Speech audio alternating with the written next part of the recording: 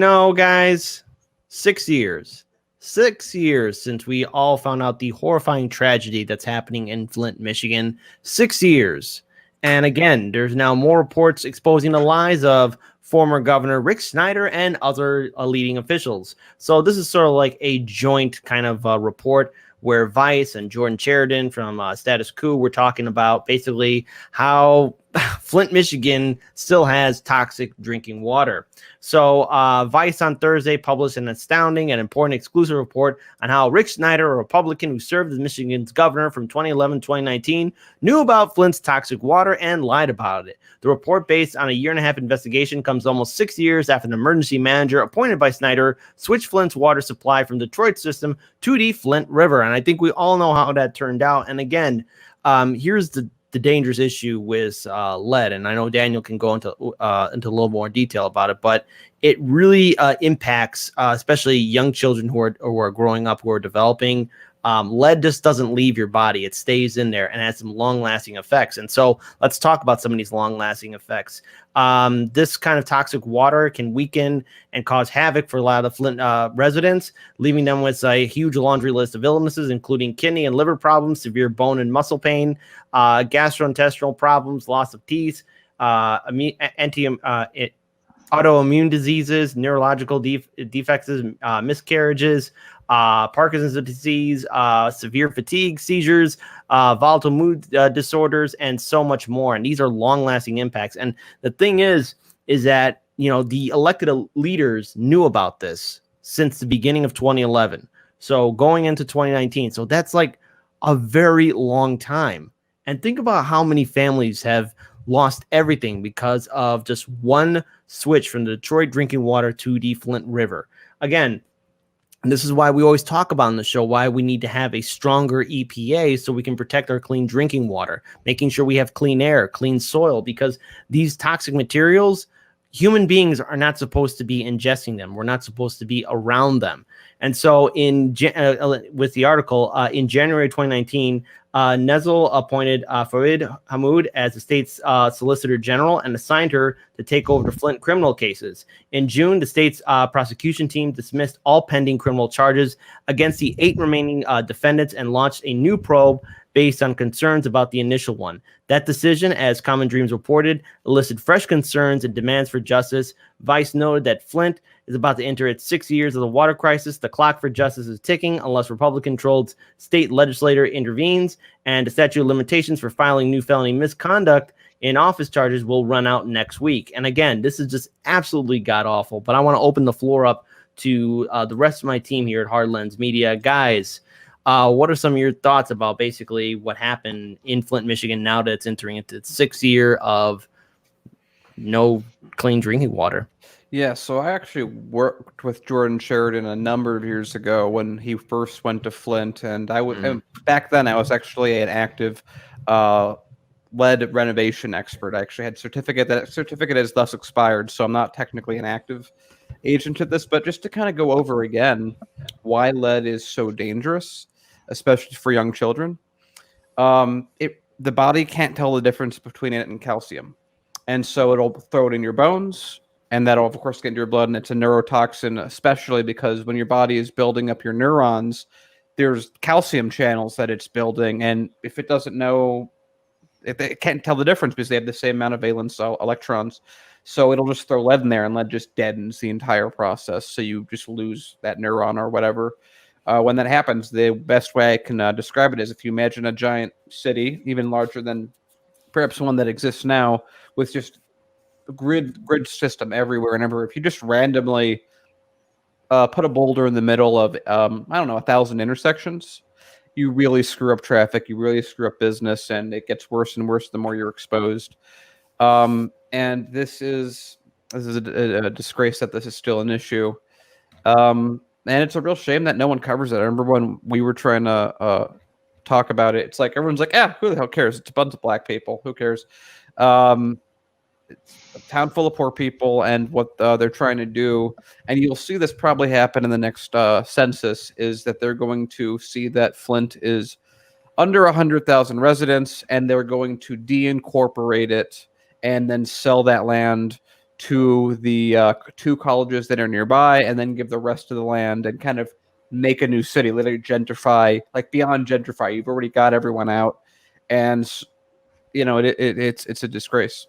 Yeah, and just as knowing the fact that those colleges are buying up that land, I mean, who wants to attend those colleges now? I mean, knowing the fact that people lost their homes, people lost everything because elected officials willingly made this error. They knew what they were doing. They knew it was wrong. They knew it was a serious error, but none of them gave a damn because all those people that lived in Flint, Michigan weren't important enough to the elected establishment. John. So, not to sound like a broken record, but this is another reason why we need a federal jobs guarantee. We need that program right now. When you think about like rebuilding the infrastructure, like people want to like malign or like try and separate the two of a federal jobs guarantee and an infrastructure and a crumbling, America. And it's so easy for us to find work that needs to be done in America. We could create these jobs. We could create better environments for everybody.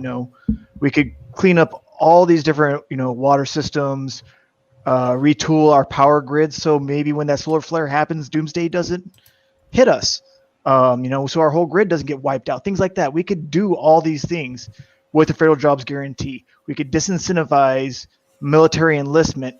We could provide people with economic means to get out of their food deserts that they live in and all those, situations that marginalized communities live in. And this is one of those things where I think, like I said, federal jobs guarantee is something that really needs to be talked about, back to those like FDR concepts. Mm-hmm. Yeah. All right. Go ahead. No, go ahead, Jerome. No, I'm really curious because 6 years, right, there's no excuse. There really is no excuse at this point to think that, I'm actually wondering. So there's a little snippet here that says Snyder was warned about the dangers of using the Flint River as a water source a year before the water switch even occurred. Do you guys know why they did a water switch? So it's sort of complicated, but it has to do with the fact that they're trying to starve money out of Detroit because Detroit's highly Democratic and they're not, so they're trying to make it weaker politically. And Detroit actually had a very active, water system, still does, and they would actually pipe out water to Flint, and then Flint would turn around and sell it to the local municipalities around it. So it was actually a relatively meaningful part of their budget was the entire water thing. And then there's this KWA pipe that they wanted, which was a private water source. And basically KWA was building this pipe to go from the lake all the way to Flint. So they would just bypass Detroit altogether, and then they would be able to sell it at a private rate. And, Detroit would lose, I think it was like $3 million a year or something of that nature with this already set up infrastructure. And so while that was being built, they're like, we're just going to start taking care of Detroit right now and just cut it off ahead of time, move it over to the Flint water. It might be weird, but it'll work until we get this new pipe put in. And of course it didn't. And so nobody was held accountable for any of this stuff. Actually, on top of that, because of the emergency management, all of the leadership within Flint was literally ousted and replaced by a dictator. Yep. Absolute power, no responsibility. And you know what? The thing is, we're seeing examples of this all over the country. Look, just a short reminder, there's still lead in Chicago's drinking water. In Indiana, there are industrial facilities that are right on the lake that are dumping regulated toxic waste into Lake Michigan. And what do I mean by regulated toxic waste? Well, first they take the toxic waste, they mix it with water, and then they put it right onto Lake Michigan because, dilution is a solution, right? Yeah. And that doesn't work. The literal way Indiana does it is, hey, you can't put that super concentrated poison into the water. You have to dilute it first. You have to dilute it so that it's not strong. It's not that intense. That way it's legal to put it in the water. And so that's why I no longer swim in Lake Michigan. That's why I don't fish in Lake Michigan. That's why I have no business on or near Lake Michigan, because there's so much toxic waste in one of the largest bodies of fresh, clean drinking water in the Western Hemisphere. So yeah, that's what's happening. And then also let's look further inland, where there's East Chicago, Indiana, where Daniel, what is technically the quote unquote federal safety guideline for how much lead people should be exposed to, and what's in East Chicago, Indiana? Okay, so in that, so it varies from region to region. It's sort of based off of what's natural in the soil. But in the area where East Chicago is, which by the way is the same EPA, I think that's EPA 5 that controls Flint and East Chicago. So it's good to know. They had the federal level is 200 parts per million in the soil or less is considered a natural amount, a safe amount.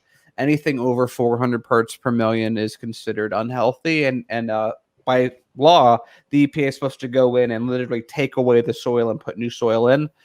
There were front yards of kids that were playing daily that had 90,000 parts per million because they were literally built on a lead refinery. It's crazy. And I remember we had footage that we no longer have, but it had them digging up bunkers. I mean, it was literally, they're like, oh, this is a lead refinery that's been around for 100 years that has completely contaminated the area. Let's just cover it with a little bit of soil and then build houses that have no foundation on them. All right. And again, I'm seeing a lot of things in the chat too. Even a shout out to List Victory. Pittsburgh also has a water crisis because of lead in the water. Same water company as Flint. Viola. Wow. Jeez. And so on that note, what John was saying, this is a good thing to have for federal jobs guarantee, because lead in the water decreases IQ and increases violence. You can very much look at the violence in an area almost anywhere on the planet, and it can make a decent inference about how much lead is in the environment. It's direct. And here's the thing. Here's how because Kate actually brought up something very interesting in the live stream chat, and this will be the final note. But she says this, and I can attest to this because my family lives in Michigan City, Indiana, just Indiana as a whole. But lots of wealthy people have houses right on the lake, just over the border in Michigan.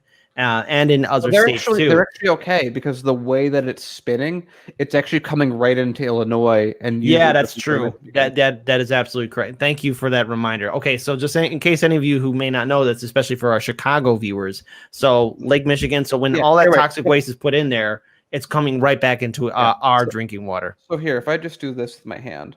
So if this is Indiana right here, Indiana actually only has 40 miles, I believe, of lakefront access, yet they put more pollution into Lake Michigan than any other state.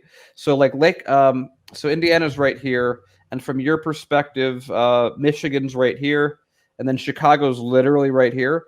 And so the way that the water works is that it just kind of moves in a kind of this direction. So it pushes it right into Chicago, which is why when we get our water testing report, there's always like rare toxic metals in our water. And that's from the smelters. Yep. And, I just can't help but just think of all the stories that we've covered.